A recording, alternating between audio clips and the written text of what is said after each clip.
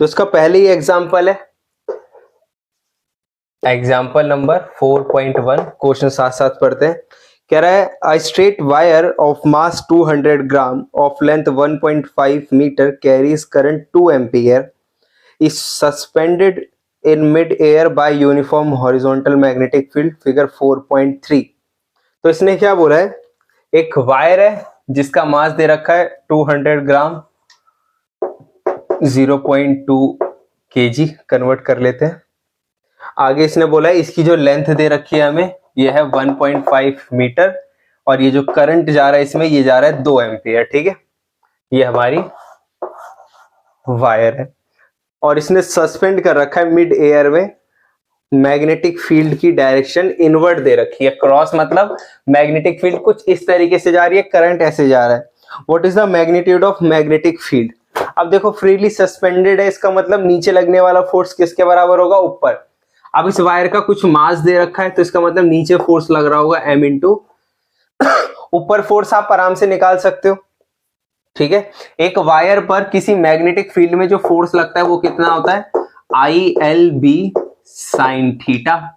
अब यहाँ थीटा देखो, करंट इस डायरेक्शन में, मैग्नेटिक फील्ड अंदर है एक्स में और दूसरी है जेड में, तो साइन 90 हो जाएगा एंगल, साइन 90 होता है 1। तो फोर्स I, करंट लग रहा है 2 और लेंथ दे रखी है 1.5, मैग्नेटिक फील्ड की वैल्यू हमें नहीं पता, निकालना है। और ये फोर्स की डायरेक्शन आप सिंपल लगा सकते हो I क्रॉस R से, तो I की डायरेक्शन या DL की डायरेक्शन तो करंट की डायरेक्शन होती है, और मैग्नेटिक फील्ड अंदर की तरफ है, तो मैंने क्या लगा दिया, क्रॉस।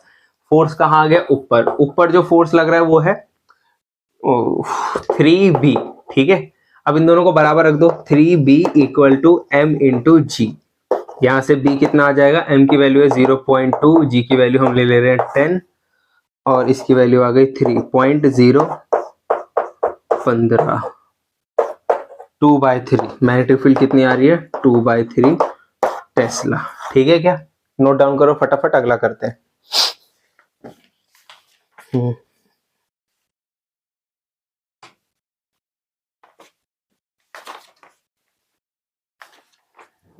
कर लोगे, हाँ ये वाला एग्जांपल भी बहुत इंपॉर्टेंट है, बिठा दूं।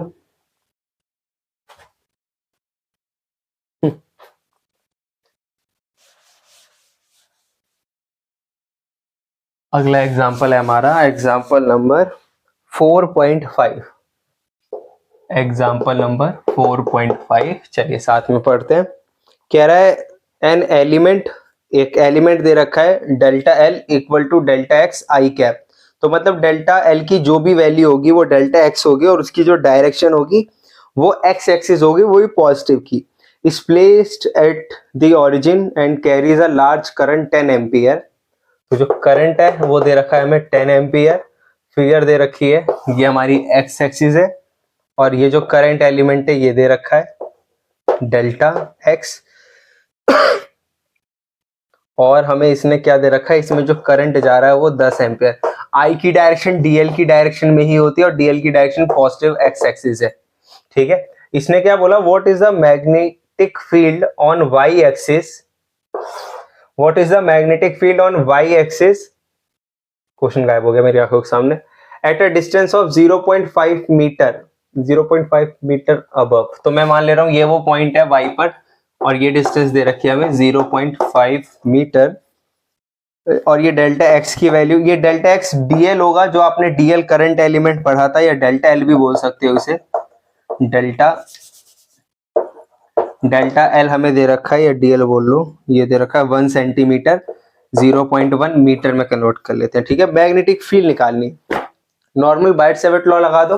ध्यान से देखो बायट-सेवर्ट लॉ क्या कहता है, जो मैग्नेटिक फील्ड किसी करंट एलिमेंट की वजह से होती है वो कितनी होती है, mu not I D L sine theta upon में 4 पाई आर स्क्वायर। ठीक है, अब थीटा तो 90 डिग्री है, करंट की डायरेक्शन और मैग्नेटिक, ध्यान से देखो ये करंट की डायरेक्शन हो गई डीएल, और जिस पॉइंट पर हमें निकालना है आर, दोनों के बीच का एंगल कितना बन रहा है 90, साइन 90 तो हो गया 1। ध्यान से देखो म्यू नॉट की वैल्यू होती है 4 पाई 10 की पावर -7, करंट दे रखा है 10, ये जो डीएल दे रखा है 0.1 मीटर दे रखा है, नीचे क्या रह गया 4 पाई आर, आर कितना दिया है,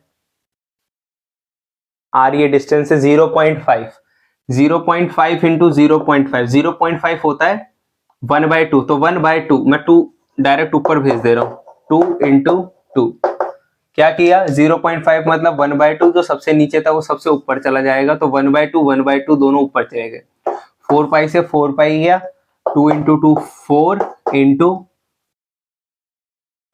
इससे ये गया 10 की पावर -7, यही है क्या answer?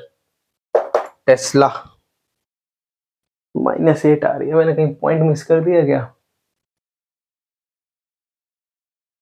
sin 90 i mu naught i 10 dl की वैल्यू दे रखी है 0. dl की वैल्यू कितनी दी थी? dl की वैल्यू दे रखी है 1 सेंटीमीटर, सॉरी 0.01 होगा, 0.01 मीटर, तो यहाँ पर 0.01 मीटर होगा। ठीक है, अब 8 आ जाएगा आपका। ठीक है, इसको नोट डाउन कर लो।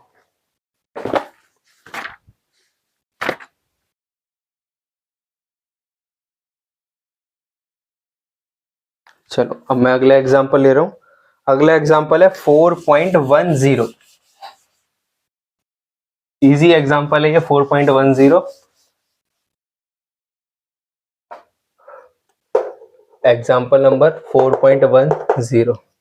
मैं बस वो बता रहा हूँ, इंपॉर्टेंट एग्जाम मतलब जो टफ है वो नहीं कर रहे हम, जो कई बार पेपर में आए हुए हैं उनको हम लोग लगा रहे हैं। ठीक है क्या?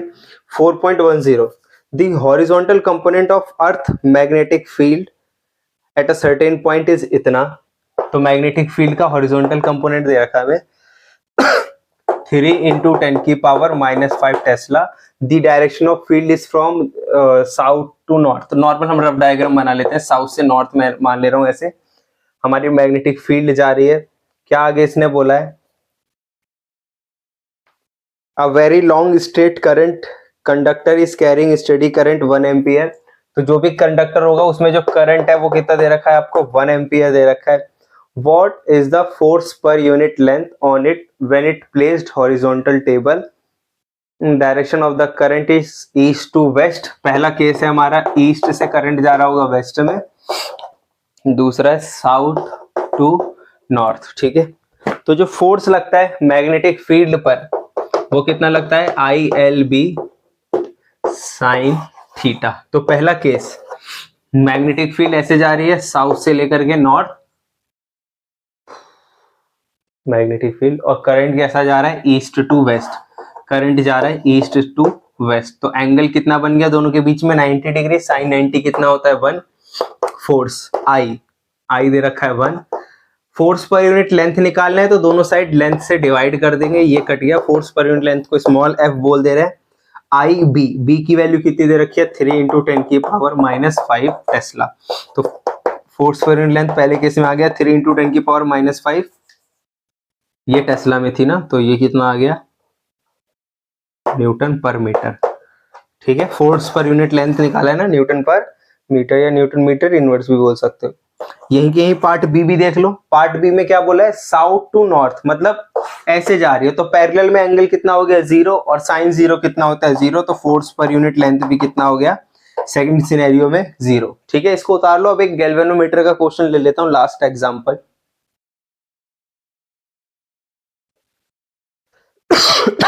सॉरी,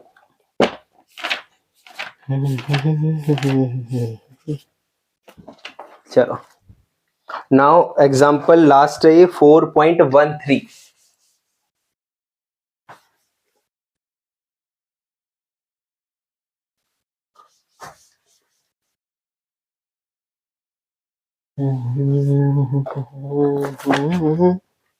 ठीक है, चलो स्टार्ट करते हैं। 4.13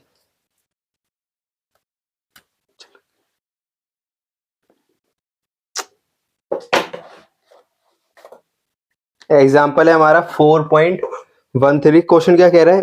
इन अ सर्किट 4.27। तो आपको एक डायग्राम दे रखा है, यही लगा रखा है मेरा एमीटर, 3 ओम का रेजिस्टेंस, 3 वोल्ट की बैटरी है, करंट इस डायरेक्शन में जा रहा है। ठीक है, अब पढ़ते हैं क्वेश्चन को। क्या कह रहा है? In the circuit the current is to be measured. हमें करंट को मेजर करना है, मतलब करंट की वैल्यू बतानी है। What is the value of the current if the ammeter shown in part A, where is A, is galvanometer with resistance? तो हमें क्या बोल रहा है कि ये जो एमीटर है ये एमीटर नहीं है, पार्ट ए में एज्यूम कर लो ये गैल्वेनोमीटर है। गैल्वेनोमीटर से एमीटर में कैसे जाते हैं? शंट लगा करके, जो नहीं लगा रखा, तो ये सिर्फ गैल्वेनोमीटर हो गया। इसका रेजिस्टेंस कितना दे रखा है हमें? 60 ओम, और हमें करंट बतानी है। तो बड़ा सिंपल सा सिचुएशन है, दो रेजिस्टेंस की तरह ट्रीट करो।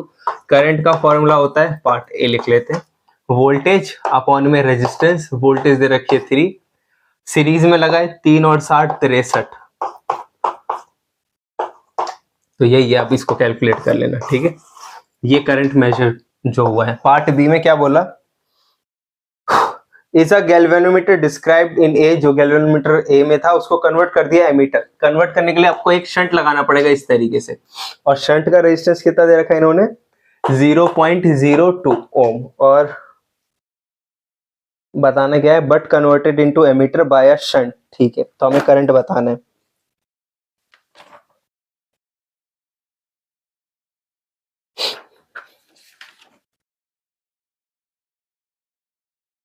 ठीक है क्या? बड़ा सिंपल है, देखो पहले इन दोनों को पैरेलल में जोड़ लो। आर इक्विवेलेंट निकालने के लिए इन दोनों का फॉर्मूला क्या होता है? R1 R2 R1 plus R2। तो यहां से निकालते हैं 60 इंटू 0.02, 60 प्लस 0.02 60.02, ठीक है। पॉइंट से पॉइंट गया, इधर बचा है 2 और इधर बचा है ये इतना बड़ा। इसको 6000 ही मान लेते हैं, ठीक है। अप्रॉक्स 0 से 1 0 गया, इससे ये काटेंगे तो नीचे आ गया 100 और ऊपर है 2, तो ये 1/50 हो गया, ठीक है। तो R इक्विवेलेंट इन दोनों का, ठीक है, ये कितना आ रहा है? 1/50। अब सीरीज में टोटल रेजिस्टेंस निकालने के लिए ये 3 और ये 1/50 को सीरीज में जोड़ दो। 3 प्लस 1/50, 150 प्लस 1 डिवाइड बाय 50, तो कितना आ गया? 151 को अप्रोक्स 150 लिख देते हैं, नीचे 553। तो रेजिस्टेंस कितना आ गया? टोटल 3 ओम का, ठीक है क्या? देखो पहले रेजिस्टेंस 63 था, अब कितना हो रहा है? 3, तो रेजिस्टेंस डिक्रीज हो गया, तो करंट क्या हो जाएगा? इंक्रीज हो जाएगा।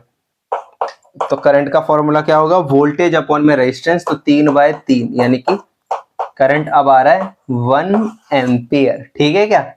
चलो इसको नोट डाउन कर लो, फिर आगे बढ़ते हैं।